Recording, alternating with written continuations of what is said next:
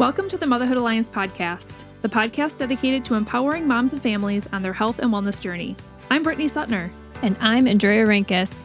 Together, we're here to explore holistic approaches that go beyond conventional medicine. Each week, we dive into topics that matter most to you. Everything from nutrition and mental health to alternative therapies and natural living. And whether you're a new mom navigating the early stages of parenthood or a seasoned pro looking for new ways to support your family's well-being, you're in the right place. Even better, all of our guests are local small business owners who you can actually talk to and work with. You can learn more about today's guest and connect with hundreds of other health and wellness professionals through our informative and easy-to-use directory at motherhoodalliance.com. Before we get started, keep in mind that this podcast is for informational and educational purposes only and is not a substitute for personal healthcare advice. Please consult your healthcare provider before making any changes based on the podcast content. Thank you for joining us on this journey. Are you ready to help your family thrive? Let's get started. Hi, we are Britt and Drea from motherhoodalliance.com, and we are excited to welcome you to a 4-episode series with Lindsay Seefeldt, a doctor of physical therapy who specializes in oncology rehab and lymphatic services. Lindsay is the owner of Uplifted Oncology Rehab in Green Bay, Wisconsin, and she brings a wealth of knowledge and expertise to her practice. She's a PORI-certified comprehensive oncology rehabilitation specialist, meaning she's specially trained to support cancer patients at any stage, whether they're newly diagnosed, going through treatment, or entering post-treatment survivorship. But that's not all. Lindsay is also a certified lymphedema therapist, helping those with lymphatic concerns and lymphedema find relief and regain their strength. We're so excited to have Lindsay on the podcast today to talk about how she's helping people heal and thrive after a cancer diagnosis, as well as what we can do now for cancer prevention. Let's dive in. Hey, welcome back to the podcast. We're super excited to have Dr. Lindsay here with Uplifted Oncology. This is our second episode, but in our first episode, we talked all about oncology rehab and all the things about that. And if you guys haven't listened to that, we definitely recommend listening in on all the things oncology rehab. In this episode, though, we're going to be talking about bras and breast health. And I know this is something you're super passionate about, Lindsay. So we're excited to dive into this episode. So can you give us let's talk about bras right away. What's the history of bras? Why do we have them? When did they start? Do you have some insight on that? Well, I know bras have been around even before Christ. I think there's proof that there was some kind of garment to, support or protect the breast tissue. But really bras came popular and really established in the United States kind of in the early 1900s. And, I think we've all seen different waves of fashion with the bras, the corsets, the pointy cups, even the flasher, no bra era, sports bras became very popular and then the underwire, era as well. And now we're transitioning to wireless, which we'll talk more about, but absolutely. It's just interesting to see, just fashion wise and how things have changed throughout the years. And, it's obviously the purpose was to, support the breast, but, other reasons too, it's a fashion kind of statement. Right. Absolutely. And so how much support do we really need? I mean, what are some clear signs that somebody's just not wearing the right kind of bra for them? Well, the research says that 85% of us are in the wrong fitting bra. So that's 85%. That is from a study. So that's pretty ridiculous that a lot of us are in the wrong fitting bra. And so, ways that you can tell that, okay, maybe my bra is not fitting correctly. Look at the straps. Are the straps really tight? Are they falling off? Am I having some kind of spillage, whether it's in the front, whether it's, the back fat in the back, whether it's really tight, uncomfortable.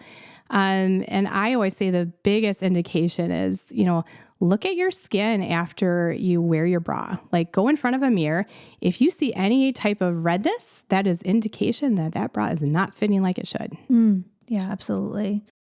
How does an ill-fitting bra affect you internally? Why does it matter? We wear a watch on our wrist, or we have a hairband on our wrist and it leaves a little indent. Why is that a big deal long term?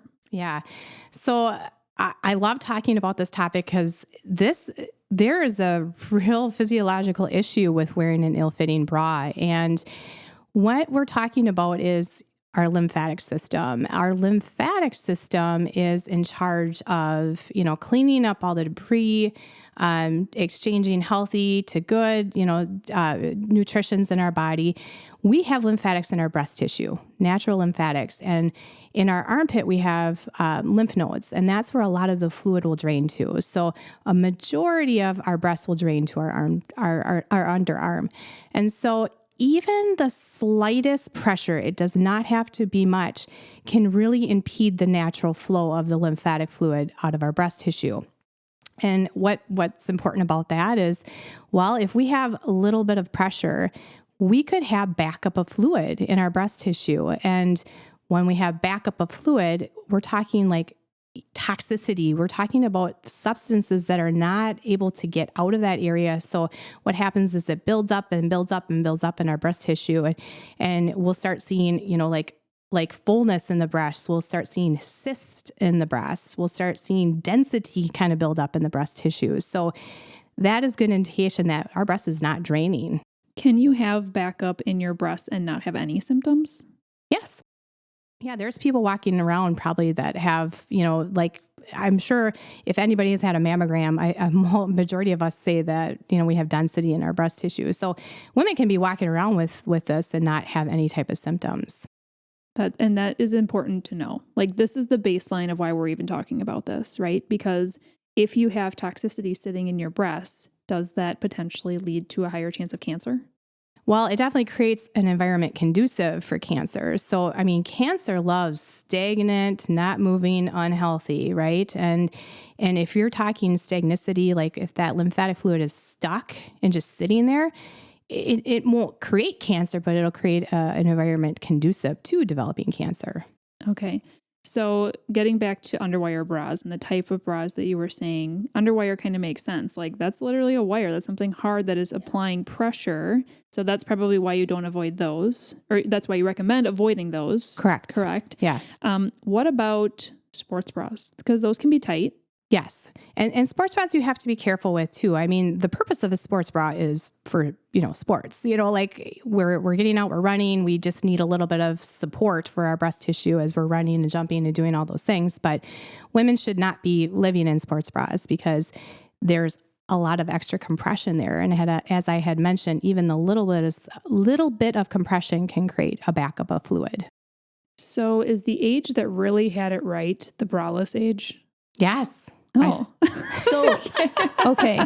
So then obviously you have some recommendations and we'll talk about that for certain bras that are going to be helpful, obviously, but would it be best to be braless most of the time? Yes. That's the idea, is the less pressure, the better. Well, I think that's how God created us, right? I don't think we were meant to be conformed to the bra.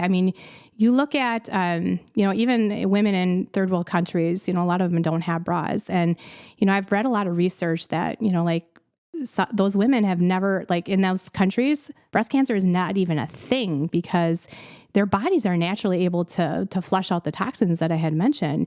Our breast tissue is meant to jiggle and wiggle and bounce and do all those things because we have to have that bouncing to move and propel the lymphatic system because our lymphatic system doesn't have like a natural pump. Like our heart pumps our blood.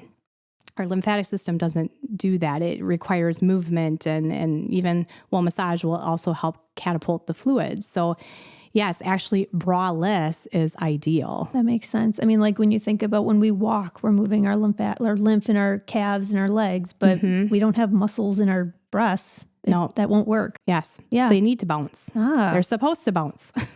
That can be pretty uncomfortable, but that's good. That's interesting. So for someone like me who is fairly pancake chested, this sounds like something that's fairly doable. And I'm sure my husband would be on board. But there are women that do have larger breasts. So as much as it would maybe be ideal to not wear a bra at all, let's talk about how how can we find that balance, right? Yes. So maybe sleeping at night with no bra. Yes. Yeah. That's, I'm definitely a bigger breasted woman. So I can't, I'm wearing a bra today. Like I can't be out in public without a bra on, but ideally, research says that, we really should be in a bra less than 12 hours per day. So I feel sleeping in a bra is the riskiest thing you could ever do. You should never, ever, ever, ever sleep in a bra. You have to be able to rest and allow that natural lymphatic system to flow out of your breast tissue while you're sleeping. So no one should, if you're doing any tips from this episode, do not sleep in a bra, period. Okay. And then during the day, okay, let's go back to sports bras. So if you're going to do a more high impact workout, wear the sports bra, yes, but then put it on, take it off kind of as quickly as you can. Yeah. Okay. When you're doing the activity, absolutely. I have sports bras. I work out. So yeah, wear those bras. But then we need to be switching to something a little bit more different, throughout the day. Okay. And then what do you recommend for everyday use? Yes. Well, definitely wireless. Like I am anti-wires. So you need to go out and find a good wireless bra. And so it's tricky. I feel like our market is doing a little bit better job. If you go into like basic Kohl's, Target, I feel like they're giving you definitely more options in regards to the wireless. But you really have to try them on. I think you have to see what fits for you, what gives you the best amount of support. So sometimes it's just a matter of just going in and trying, but then, having a professional like maybe measure you too to see what kind of bra that you should be in. Okay. And then breast exams. I'm assuming that's something that you would recommend on Yes. a regular basis. So maybe what would be best is, can you almost like walk us through what a breast exam would look like? Yeah, I think it's so important to know your own breast tissue, right? I'll be talking a little bit about a self-lymphatic massage. I do those regularly, so I know my own breast tissue. So, I touch my breasts often. And so I think you have to know what normal feels like to you, right? Because as you're feeling things, and if you notice like, oh, there's a little bit of discomfort here, or there's something here that wasn't there before, you would be a little bit more aware. So I think the key is with self breast exams is you have to know your own breast tissue, and you have to feel everywhere, and especially into the armpit. A lot of times, with breast cancer, for example, we will get it into the breast tissue, but sometimes it'll develop in the underarm, and a lot of women don't go up into the underarm when they're doing peeling. So let's break that down a little bit. You said you do them regularly. Yes. How often does that mean? I do self-lymphatic drainage at least 2 to 3 times a week. So I'm feeling my own breast tissue 2 to 3 times a week. Okay. Can you like walk us through like almost, okay, if somebody is not driving right now and they're able to kind of hit pause and they're not in a grocery store, this would be really awkward. What would they actually do? What would this look like? For an exam? Yeah. So I would start, usually I kind of take my first, like the middle 3 fingers, and, a lot of times I'm going to do circular type motions. So like I'll start in my underarm and I'll be doing kind of circular motions, and then I will be going around my breast tissue. So, almost like you want to go around the clock. So your nipples, the sun, and then the outside is the rays. So, I'm just doing like little circular motions around my breast tissue and just feeling for any, abnormality. So you do it 2 to 3 days or 2 to 3 days a week. Do you notice, or is it normal for your breasts to kind of change, or not change, but feel different throughout your monthly cycle? Oh, yes. I mean, you're definitely going to get, when you have your period, we're retaining more fluids. Yeah. So, and our breasts tend to be a little bit more tender too during that time I feel of like month. That's for me, for sure. Really that time of month, you know what, you're not going to have probably an accurate feel at that time. So, that's why I said really get into knowing your breast tissue, because I think the more regular you do it, you just know how it should feel. I do want to take also some time, since we're talking about breast health and cancer prevention and all of this. And I love how you dove into the lymphatic system and like the why behind this, and maybe why breast cancer is so prevalent nowadays is because we have the girls locked up in a jail, right? All the time, sleeping, everything else. But when it comes to prevention, there are different ways of looking to see if you have changes in your breast tissue. There's mammograms, there's thermography, there's breast ultrasound. I've also heard of this new QT scan thing screening. Can you walk us through what are the different types? What are the pros and cons as well? Yeah. I mean, screening is great. I mean, women need to find something that they're comfortable with and do the research behind it. But, there's basic differences. So, I mean, we've all heard of the traditional mammogram, right? Basically what that is, you're putting your breast in between two plates and they're squeezing and, putting radiation through to obtain a picture to see the tissue itself. So that is one way. Thermography is, I love thermography. That is basically taking a thermal image of your breast tissue. And from the thermal image, it can detect different heat areas. And so not saying like that heat automatically detects like there must be cancer there, but it'll really give a good indication. Is there something, stagnant here? Like, is there lymphatic fluid congestion? Is there something we need to dive in a little bit deeper? And so ultrasound is another form where it's just using like a sound head, and they send beams through the breast tissue, and then it can paint a picture as well. The QT is something I'm not completely familiar with. I know that's new and upcoming, but all of them. So the radiation is really what comes from mammograms, but thermography, ultrasound, there's no radiation whatsoever in the body. And the thermography and the ultrasound, no pain, no pressure. What do you do for yourself? Oh, and I guess at what age? So what do you do for yourself? But then for those who are listening and thinking, I want to make sure that I'm staying up on this. What age is it appropriate to start having checks? Yes. I think, especially, I think starting earlier is very important, especially thermography. I personally do thermography because it really does paint the picture of, it gives a good representation of my breast tissue. And I don't like the thought of having radiation and compression on my breast tissue. So I personally use thermography. I am over 40 now, so I've actually experienced a mammogram before. So, this just my personal preference is to do thermography, but I feel women should be doing this kind of like even in their 30s, start painting the picture at a younger age so that, when you go in annually, you can see, are things changing, are things we can improve upon. And now I'm going to give the disclaimer, check with your doctor before you make any changes to your plan. But is there does thermography, is it as accurate or is it missing anything where you should also be doing mammograms, or can it really give you the full picture?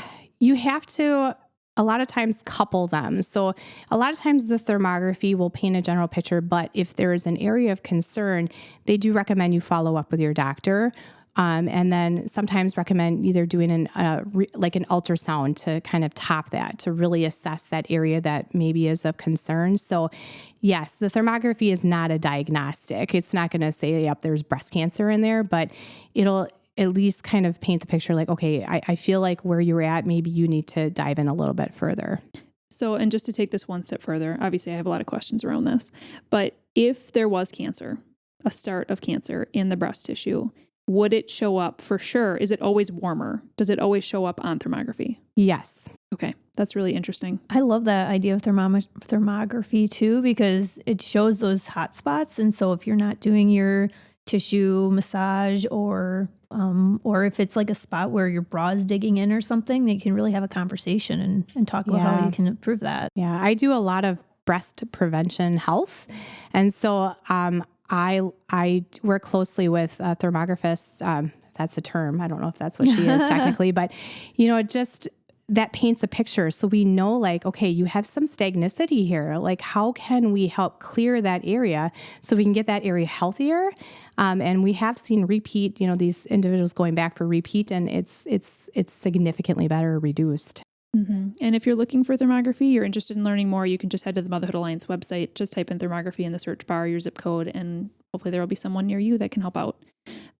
So something else also is if someone is experiencing symptoms like breast tenderness or swelling, or maybe they even do feel a lump that they're like, I don't know if this is just I have a little bit more dense tissue or if this is something I should be worried about, what should their first steps be?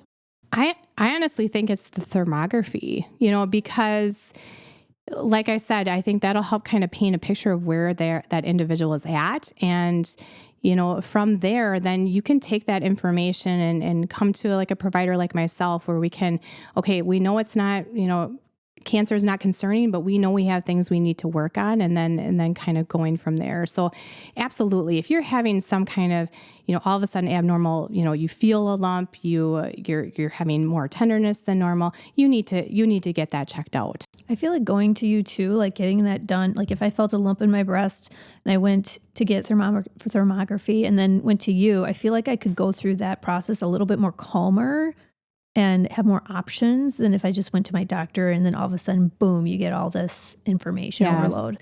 Well, and I will say, like I said, I'm over 40, so I've had a mammogram and I've had thermography. And guess what? The mammogram, they just send you a letter in the mail saying it's clear of cancer and you have dense tissue. That's all it tells me. The thermography paints a huge picture. Like I knew specifically with my thermography scan, the inner side of my left breast was like a little bit backed up. So you better believe when I'm doing my self-work, I am working on the inner side of my left breast. And so I've been doing this now. I'm due for another thermography coming up here soon. So I'm anticipating, because I've been doing my work, that area should be significantly better. And how often do you go? Once a year, just like a mammogram. Obviously, if there's concerns, they usually will tell you like, okay, I want to see you, in 3 months. I want to see you in 6 months. But if generally things are looking pretty good, it's very similar as a mammogram, like once a year. Okay. Well, then circling back to the self-breast lymphatic drainage massage that you've talked about, you do have a free resource on your website. Is that right? Yes. And so I am so big in this. If you go to my website, so Uplifted Oncology Rehab, I have an education tab on the top. If you click that, it'll take you to a free video. And in that video, I talk step by step on how to perform a self-lymphatic drainage technique on your breast tissue. Every single woman should know how to do this. I do this 2 to 3 times a week myself, and I'm doing exams on myself when I do this. So I really know my breast tissue well. We'll link directly to that in the show notes, but then you also do have a course. Yes. Tell us a little bit about that. Oh, I put a lot of work into this. So last summer, I really wanted to provide a very holistic type way women can really get after their breast tissue, because it's so much more than, surface. We got to get in deeper, right? So I talk about in my course a lot about lymphatics. I really dive in deeper. I talk about movement, ways to move your body to get your lymphatic system moving. I talk about bras. I talk about gut health. I talk about mental health. I talk about all the different screenings that we had talked about. So I think it's just a great resource for women that are just wanting to know more and really dive in deeper to get those different levels. It really can make a profound impact on your breast health and general health. Well, and what peace of mind yes. is walking forward, especially if you have family history and you're just, it's on your mind a lot. Like, why not be as proactive as you can be? Yes.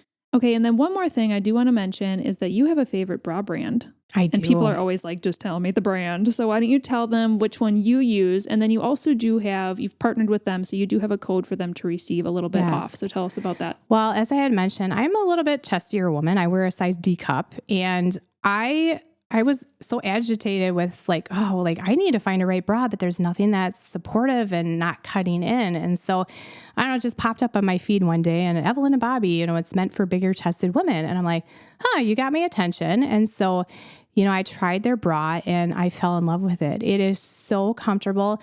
They have a patent lift. I think they own the lift technique. So it really provides, a nice support for the breast tissue, but it does not cut in. I'm wearing it today. I hardly feel like I have it on, but it's very supportive. So that is hands down. If you're a chestier woman, you need to check out Evelyn and Bobby. That is by far my favorite bra. And I've tried on tons of bras. Mm-hmm. And we'll link to that in the show notes as well as the code that you have to receive $15 off of a bra recommendations purchase. For smaller chested women? Well, that's kind of where, getting in and kind of testing different ones out into the stores, it's like kind of like I want to say like a tankini or something that's not so compressive. You just really have to watch that. It's just wider straps, wider side bands, just make it comfortable, and nothing should be cutting in, period. Yeah. This was such a great episode. Yeah, that's very interesting. Every single woman needs to hear this. Yeah. Needs to. Yeah. So go ahead and share this with your friends, your family, your coworkers. Like, let's get awkward because breast health matters. Go ahead and share it with every woman you can think of, because just think about how if you could impact their potential future, if there's so many women have breast cancer now. Do you know the stat off the top of your head? Yes, it's 1 out of 8, I think, or 1 out of 9. I can't think, but it's really high. It's very high. Yeah. And that's what we're trying to do here at Motherhood Alliance, is just have a wave of prevention. So you guys who are listening, you can definitely be a part of that by sharing this episode with the women that you love. And then we do have 2 more episodes with Lindsay coming up. We're going to be talking more about the lymphatic system, as well as what our poop should be looking like and why gut health matters. So those are going to be some really fascinating episodes, again, for everyone. So stay tuned for those ones. They're coming up next. If you enjoyed this episode, would you consider leaving a rating or review or sharing it directly with a friend who could benefit from the information? We know that you're a busy mom or caregiver, and our goal is to make your life easier by bringing tips and tricks directly from experts into your earbuds. By sharing this episode with someone you love, you can play a critical role in helping to make their life easier as well. We appreciate your time, and thank you for being a part of the Motherhood Alliance family.